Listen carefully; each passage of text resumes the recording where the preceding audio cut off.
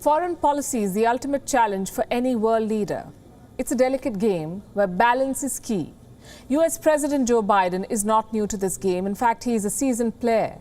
But until now, he operated behind the scenes, first as a US senator and then as deputy to the US president. Now he's stepping out from the shadows to run his own show. His first challenge is to tame a rogue ally, Turkey. American and Turkish interests do not converge anymore. The relationship has been rocky for a while now. What kept it intact was the personal equation between Trump and Erdogan. During Trump's presidency, Turkey repeatedly provoked Washington, first with the purchase of the Russian S-400 missiles and then with an attack on Kurdish fighters, and both times Trump's response was reluctant to say the least. Biden arrived on the scene promising change.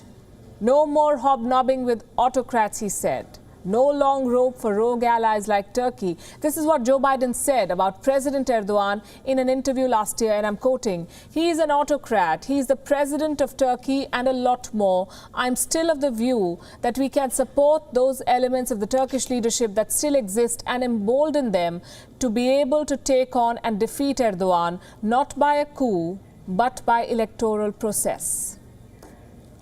That was Joe Biden openly saying that he would back a change of regime in Turkey. His actions so far suggest the same. Joe Biden has not spoken to Erdogan yet, but his administration has rebuked Turkey multiple times. First, they demanded the release of an activist. Then they condemned Erdogan's homophobic rhetoric against student protesters. But the Turkish president is unmoved. He is intent on digging old graves.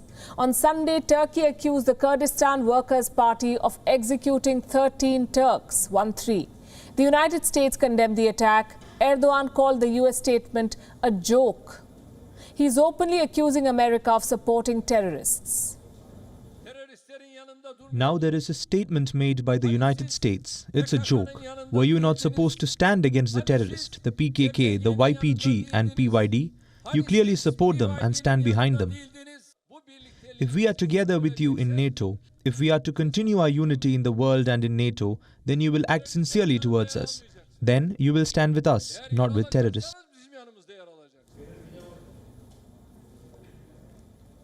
For the record, the United States has designated the Kurdistan Workers' Party as a terrorist group. During the war against ISIS, they had allied with another Kurdish militia called the YPG. They did not join hands with the Workers' Party. The question of Kurdish fighters will always be a thorn behind Turkey and America, though. The Kurdish alliance was created by Barack Obama, Biden's former boss. So he has a personal stake here. All indications are that Biden wants to be an activist president. He's talking about holding a democracy summit later this year. Erdogan may not feature in Biden's plan, but the country he rules does. Turkey is a strategic ally of Washington.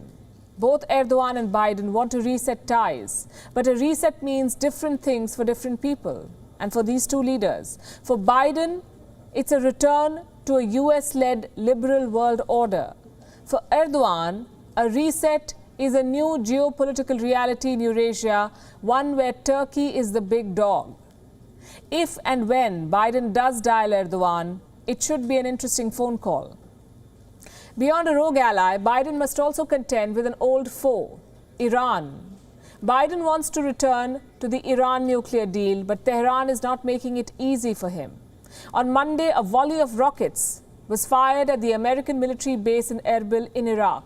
One civilian military contractor was killed, 8 others were injured. It was the deadliest attack on coalition troops in a year. The perpetrators were Aulia al-Dam. It's a little-known Shia group, one of the many proxies paid and backed by Iran. America's top diplomat condemned the attack. He's promising action against those responsible. But Joe Biden is reluctant to pursue military operations against Iran. He wants to repair the nuclear deal. But he wants Iran to comply with the terms first. Many predicted a thaw in US-Iran ties with Biden in office. What we are getting instead is a stalemate. Leaders invest a lot in foreign policy. It's a sure shot way to cement your legacy, but sometimes it can trip you up. One foreign policy blunder can define an entire presidency. Just ask George Bush. As for Joe Biden, he's got the experience, he's got the mandate, but does he have the appetite for a battle of attrition? A couple more months and we'll have the answer. WION is now available in your country. Download the app now and get all the news on the move.